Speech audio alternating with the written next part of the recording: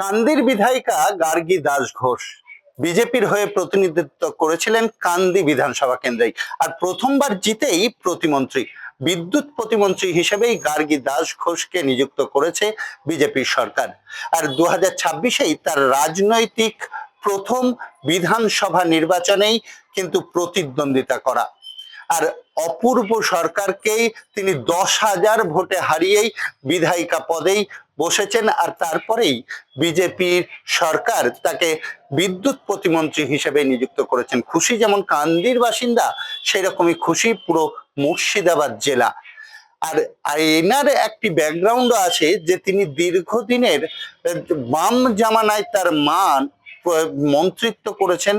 ছায়া ঘোষ, যিনি ফরওয়ার্ড ব্লকের নেত্রী ছিলেন, একাধিকবার বিধায়িকাও হয়েছেন এবং জ্যোতি বসুর সময়ও মন্ত্রিত্ব পদেই নিযুক্ত হয়েছিলেন কিন্তু এই ছায়া ঘোষ, এবং পরবর্তীতে বুদ্ধ ভট্টাচার্যের সময়ও কিন্তু মন্ত্রী পদে নিযুক্ত হয়েছিলেন। ফরওয়ার্ড ব্লকের নেত্রী ছিলেন ছায়া ঘোষ। তার কাছ থেকেই কিন্তু রাজনীতির যে হাতে খড়ি, সেটাই কিন্তু গার্গী দাস ঘোষ নিয়েছেন এবং তিনি দীর্ঘদিন থেকে মায়ের যে রাজনীতি সেটাও কিন্তু দেখে এসেছেন। কিন্তু কোনোভাবেই বামফ্রন্টের সাথে তিনি যুক্ত থাকেননি। তিনি 2019 সালেই কিন্তু বিজেপিতে যোগদান করেন এবং বিজেপির একাধিক বিদ্রোহী মুখের মধ্যে কিন্তু এই গার্গী দাস ঘোষ অন্যতম বলাই যেতে পারে। কারণ কান্দির বা মুর্শিদাবাদের একাধিক আন্দোলনে তাকে আওয়াজ তুলতে দেখা গিয়েছে, সরাসরি পথে নেমে আন্দোলন করতে দেখা গিয়েছে। এবং তারপরেই 2026 সালে কিন্তু তাকে বিজেপির পক্ষ থেকে বিধানসভার টিকিট দেওয়া হয়। আর বিধানসভার টিকিট দেওয়ার পরেই তিনি যথাযথ ফাইট দিতে শুরু করেন অপূর্ব সরকারকে, আর বাজিমাত করে ফেলেন 4 মে। 10,000 ভোটেই পেছনে ফেলে দেন তৃণমূল কংগ্রেসের প্রার্থী অপূর্ব সরকার। দাপুটে তৃণমূল কংগ্রেসের নেতা, পূর্বে কংগ্রেস নেতাকে পেছনে ফেলে কিন্তু গার্গী দাস ঘোষ তার নিজের নাম বিজেপির যে মন্ত্রিসভা, সেই মন্ত্রিসভাতেই অধিষ্ঠিত করেন। গার্গী দাস ঘোষ পেশায় একজন ব্যবসায়ী।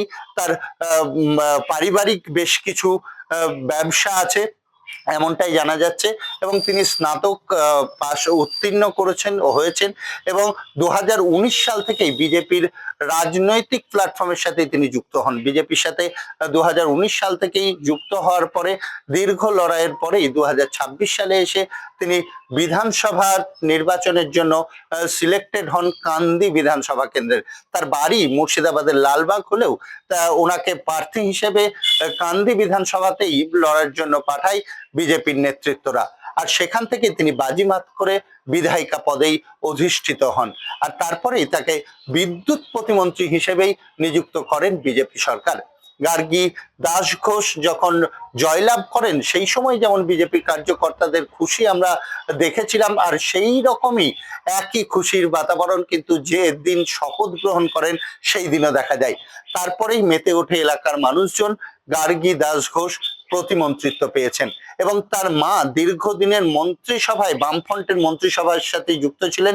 তার মাও কিন্তু একাধিক পদেই মন্ত্রিত্ব সামলেছেন এমনটাও কিন্তু জানা যাচ্ছে।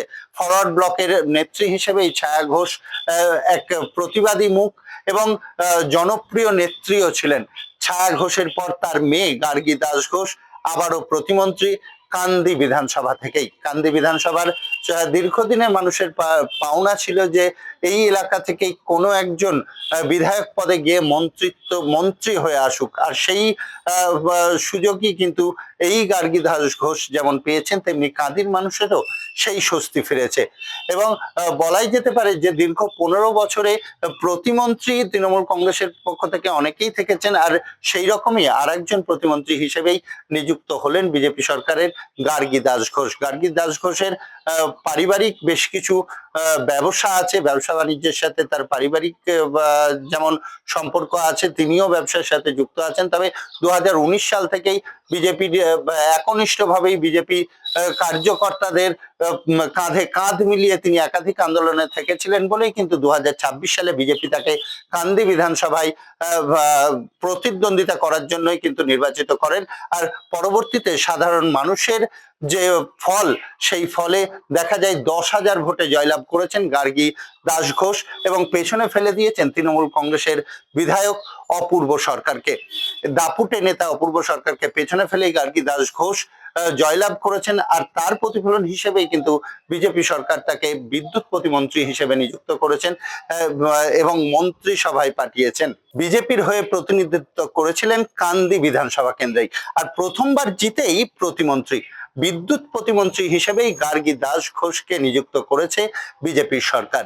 আর 2026-এই তার রাজনৈতিক প্রথম বিধানসভা নির্বাচনেই কিন্তু প্রতিদ্বন্দ্বিতা করা।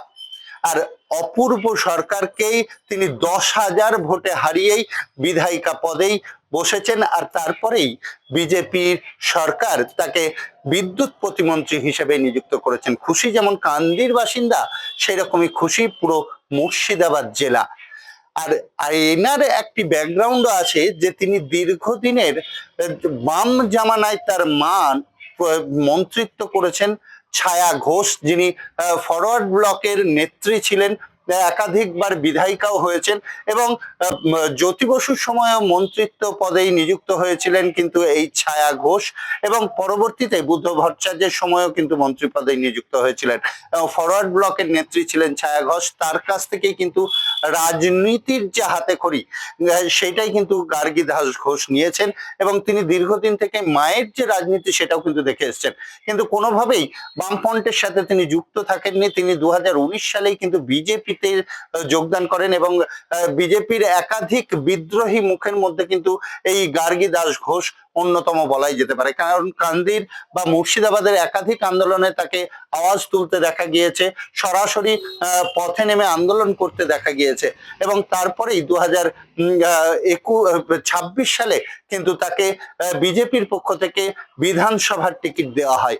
আর বিধানসভার টিকিট দেওয়ার পরেই তিনি যথাযথ ফাইট দিতে শুরু করেন অপূর্ব সরকারকে আর বাজিমাত করে ফেলেন 4 মে।